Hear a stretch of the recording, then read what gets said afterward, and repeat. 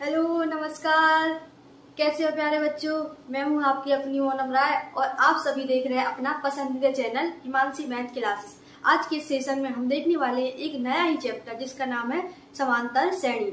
समांतर श्रेणी क्या होती है, आज अपन इसके बारे में डिस्कस करेंगे और जितने भी अपने एग्जाम में क्वेश्चन आते हैं उस पर आधारित अपन सारे क्वेश्चन सॉल्व करेंगे। सबसे पहले तो देखते हैं अपन कि समांतर श्रेणी होता क्या है, समांतर श्रेणी अपन को पढ़ना क्या क्या है। तो समांतर श्रेणी पर सबसे पहले तो क्या होता है, क्या पहचानना होता है कि समांतर श्रेणी, ये जो श्रेणी दी हुई है वो समांतर श्रेणी है कि नहीं है। क्योंकि सबसे मेन पॉइंट तो यही है, अगर अपनी जो सीरीज दी हुई है अगर वो समांतर श्रेणी की रहेगी तो अपन कैसे निकाल पाएंगे प्रथम पद क्या होता है, द्वितीय पद क्या होता है, एन बा पद कैसे निकाल सकते हैं, जो एन पद होते हैं उनका योगफल कैसे निकाल सकते हैं। तो इन सब चीजों के लिए सबसे पहले अपन को देखना पड़ेगा कि वो सीरीज, जैसे मान लीजिए कोई सीरीज दी हुई है, जैसे 1 2 3, मान लीजिए 1 2 3 4, ये सीरीज दी हुई है, समांतर श्रेणी है कि नहीं है।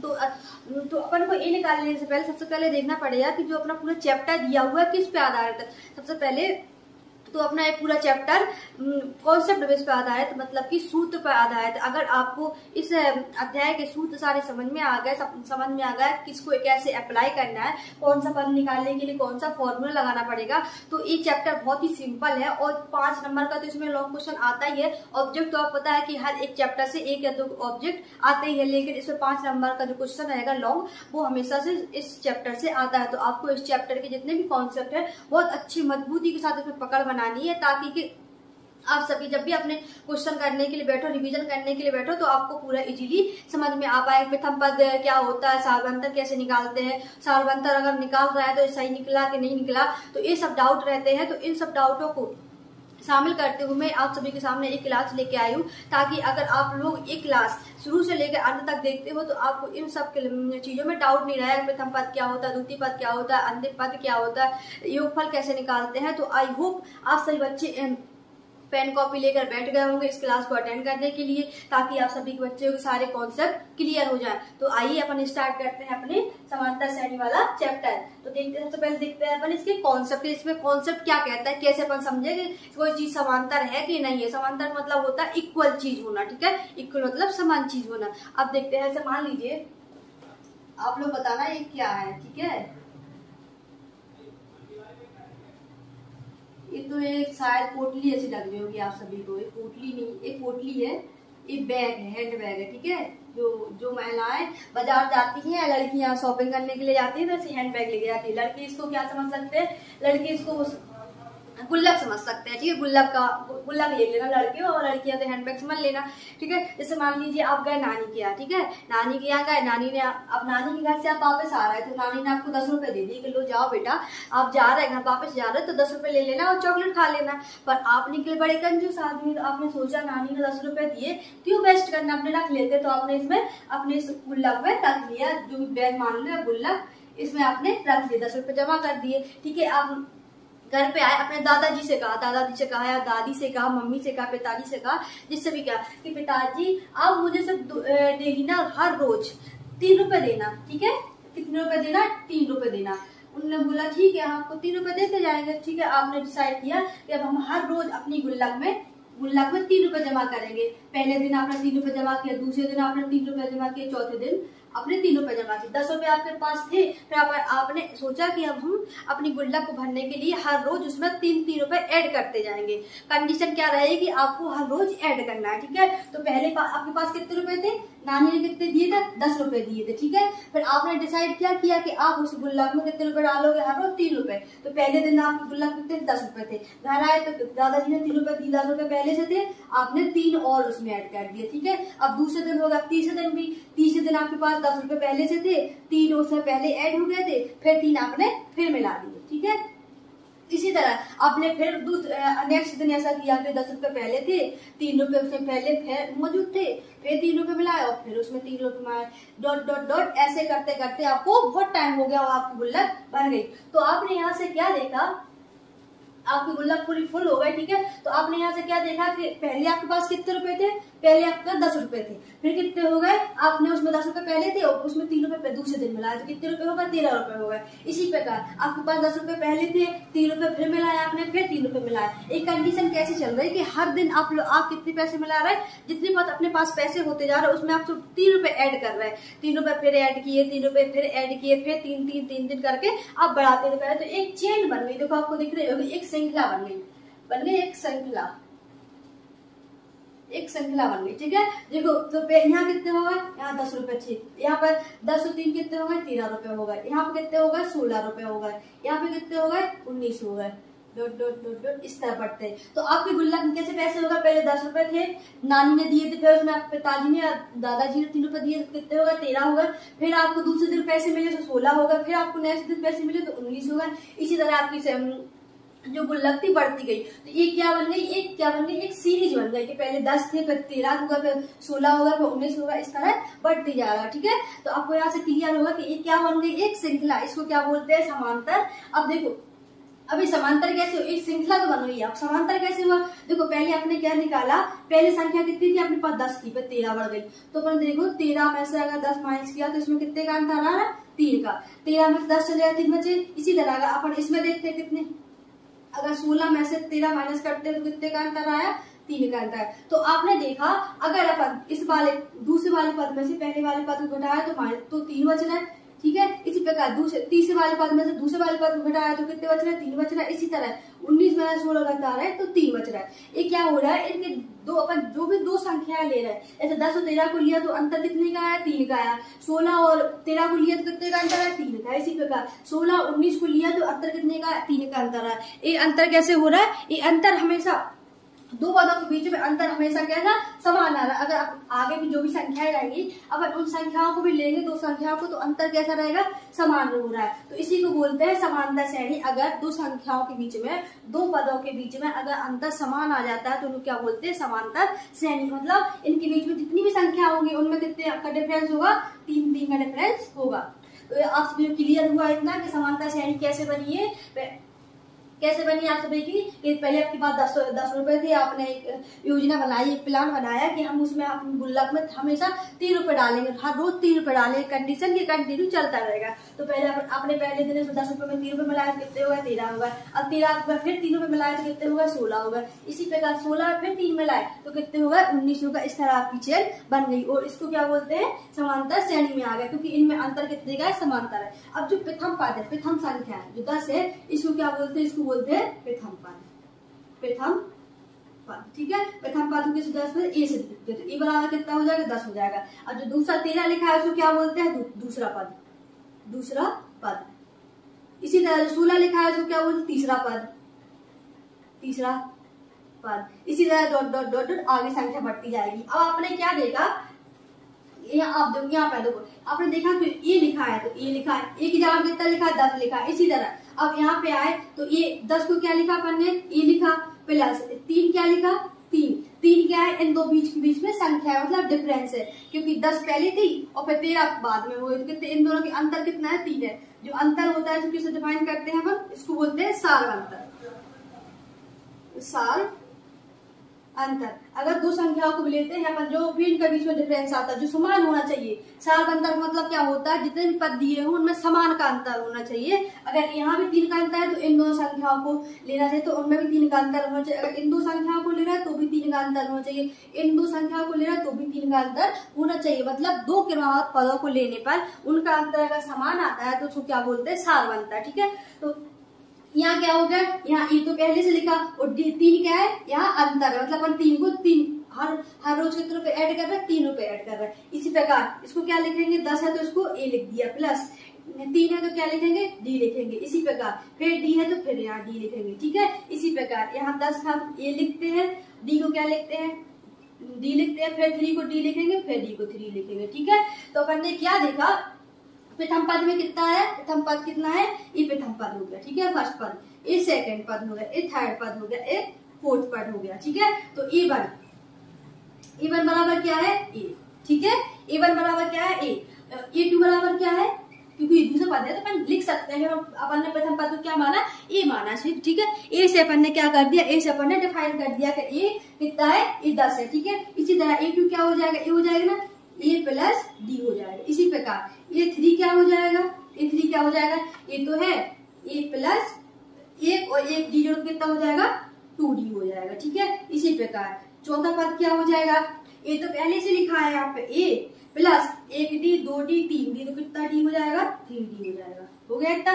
तो आपने क्या देखा, अब आपने यहाँ से देखा होगा जब A1 था तो यहाँ A कम हो रहा था। अगर यहाँ A1 था तो यहाँ A कितना है, यहाँ A 0 आया, दिख रहा है आपको, A1 था तो A 0 आया। इसी तरह यहाँ A2 था तो यहाँ A1 तो आया, लेकिन यहाँ पर देखो A कम हो गया है, ठीक है। इसी तरह A3 था तो यहाँ पर सार अंतर कितना है, यहाँ D कितना है, यहाँ D 0 मान लो, कुछ नहीं है तो 0 मान लिया अपन, ठीक है। इसी तरह A3 आया तो A प्लस 2D आया, मतलब अपन जो भी पद निकाल रहे हैं, अगर मान लीजिए अपन ने यहाँ 16वां पद निकाला, कितना हुआ, 16वां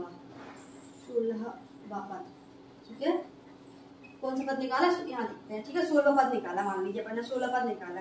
अब 16 पद कैसे लिखेंगे, तो A 16 लिखेंगे, ठीक है, बराबर यहाँ A है तो यहाँ A लिखेंगे प्लस। अब आपने देखो यहाँ पर देखा होगा कि जब यहाँ 4 संख्या थी तो यहाँ कितने डी आए, 3D आए, मतलब कि जो डी आ रहा है कितने में अंतर, एक घट के आ रहा है। तो यहाँ पे क्या है, ये पद तो जैसा अपन ने यहाँ से लिया था, एक से स्टार्ट किया था, ये तो वैसे चला रहा है, सेम टू सेम आ रहा है, ए में कोई चेंजेस नहीं हो रहा।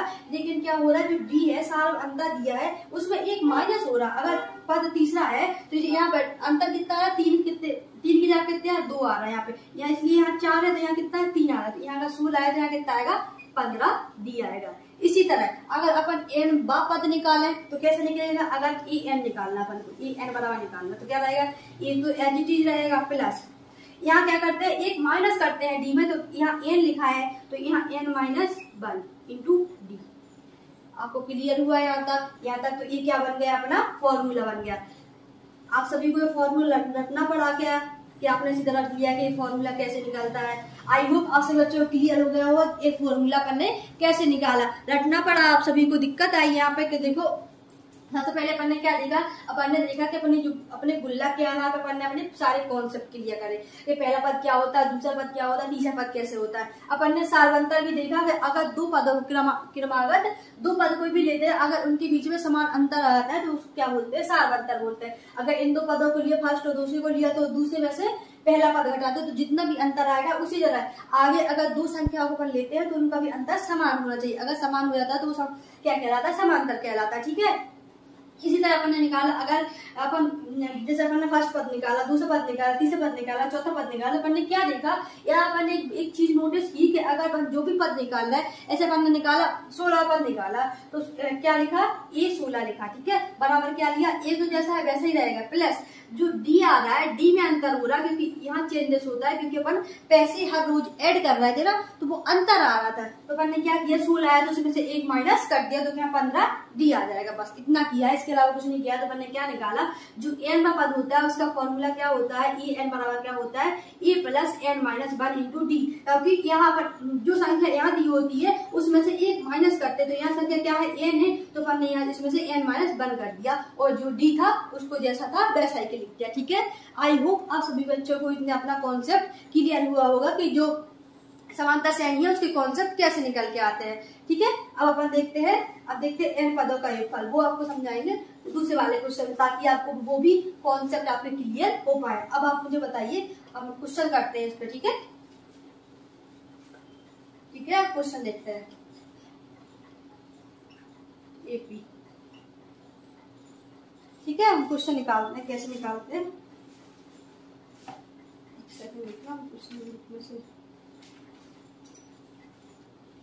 जैसे कि लिखा है एपी 2 7 2 7 10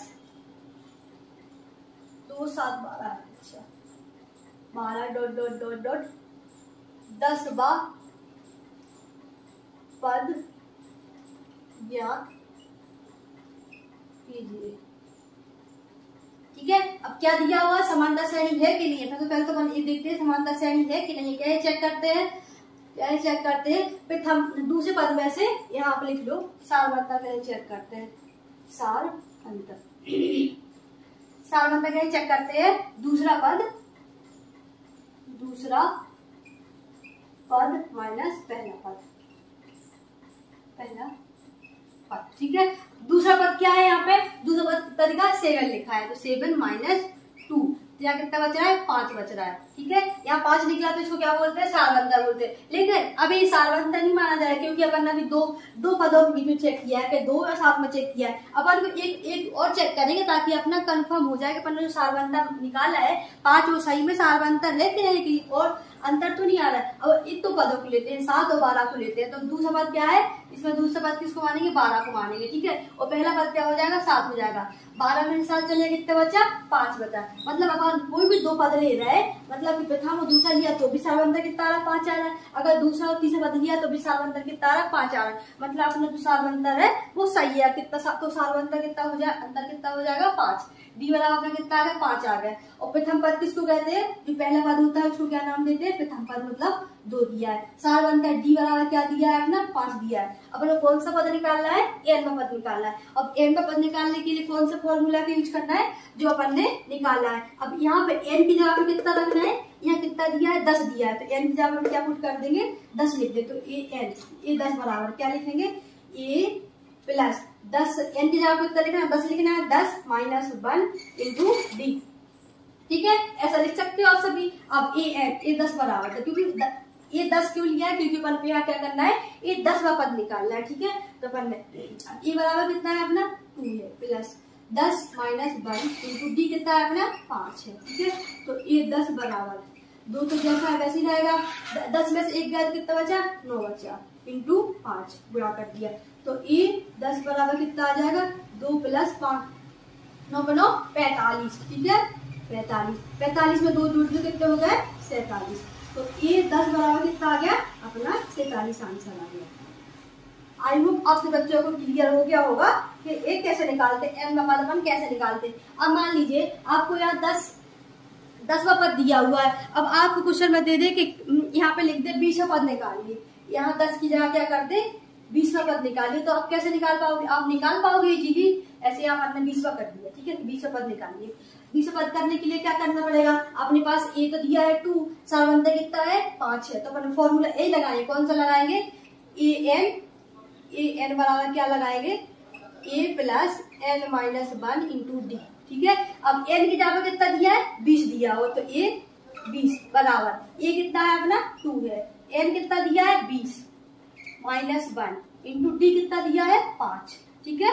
अब ए 20 बराबर क्या हो जाएगा, 2 तो जैसा है वैसे ही रहेगा। 20 में से 1 गया तो कितना बचा, 19 बचा, बोले 5, ठीक है। तो ए 20 बराबर कितना हो जाएगा, 2 प्लस 19 पंचे, जल्दी करो कितना हुआ, 19 पंचे, ऐसा करो गुणा, नहीं आ रहा गुणा, 5 नाम 45, ठीक है। छोटे बच्चों ऐसा कर रहा है, आपको 95, 19 से गुणा नहीं आ रहा 5 बार में, 19 पंचे 95, ठीक है, ठीक है। और ऐसे नहीं बने तो फिर इसको छोटे छोटे उसमें कर लो, पहले 5 गुणा 9 में करो, फिर 4 1 में जोड़ो और 5 गुणा 1 में करो, तो 19 पंचे 95 हो गया, ठीक है। तो ये 20 बराबर कितना आएगा, 95 2 जोड़ो तो कितना, 97 हो गया। बस ये आंसर निकल आया। आई होप आप सभी को अगर इस तरह क्वेश्चन दे दिया एग्जामिनर ने, यहाँ 20 पद हो सकता है, 30वां हो सकता है, या 100 पद हो सकता है, मतलब यहाँ पे कुछ भी संख्या हो सकती है, तो आप लोग इजीली निकाल पाओगे कि कैसे निकाल सकते हैं, ठीक है। क्लियर हुआ आप सभी को, आगे बढ़े, कॉपी में नोट कर लिया आप सभी ने, ठीक है। अब देखते हैं, ठीक है। अब आप लोग ने निकाल के देना, क्वेश्चन पूछ रहा है इसमें कौन सा पद, सारवंतर कैसे निकालेंगे, प्रथम पद कैसे निकालेंगे, दूसरा पद क्या है बताना आप सभी, ठीक है। क्वेश्चन दे रहे हैं हम आप सभी को भी, ठीक है।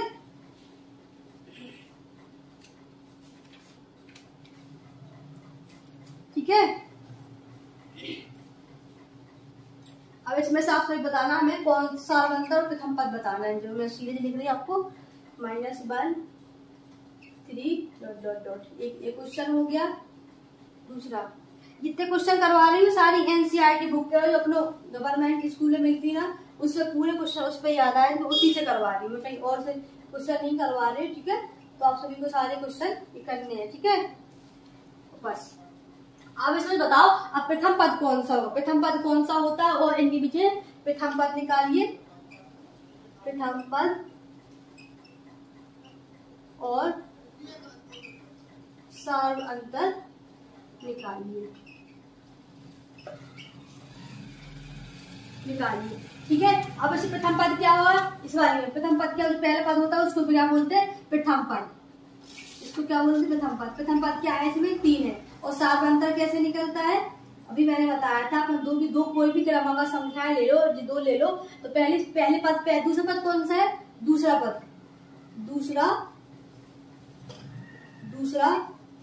पद माइनस पहला पद। दूसरा कौन सा है, 1 है, -3, तो कितना आया, -2। तो सार्व अंतर कितना आ गया, 2 आ गया, -2 आ गया। अब इस वाले पद में दूसरे वाले क्वेश्चन में देखते हैं अपन, इस वाले में, दूसरे वाले में पहला पद क्या है, प्रथम पद क्या है, इसमें -5 है। ठीक है। और सार्व अंतर कैसे निकालते हैं, जल्दी बताओ, सार्व अंतर कैसे निकालते हैं, दूसरा पद माइनस पहला पद। दूसरा पद क्या है इसमें, -1, और ये पहला पद क्या है, -5, फिर आप कोष्टक लगाओ -5। जब भी 2 संख्या है, अगर एक संख्या माइनस में है उनके बीच माइनस करना है, तो यहाँ कोष्टक लगाना बहुत जरूरी होता है, क्योंकि अपना लाइन तो आंसर चेंज हो सकता है। तो -1, ये माइनस क्या हो जाएगा, प्लस हो जाएगा, तो कितना आएगा, सार्व अंतर कितना हो गया, 4 आ गया। ठीक है। तो अब आप निकाल पाओगे, अगर आपके क्वेश्चन में 2 नंबर का आंसर वो आ गया, क्वेश्चन आ गया, तो आप लोग कर पाओगे, इजीली निकाल पाओगे कि सार्व अंतर क्या होता है, प्रथम पद क्या होता है, एम पद कैसे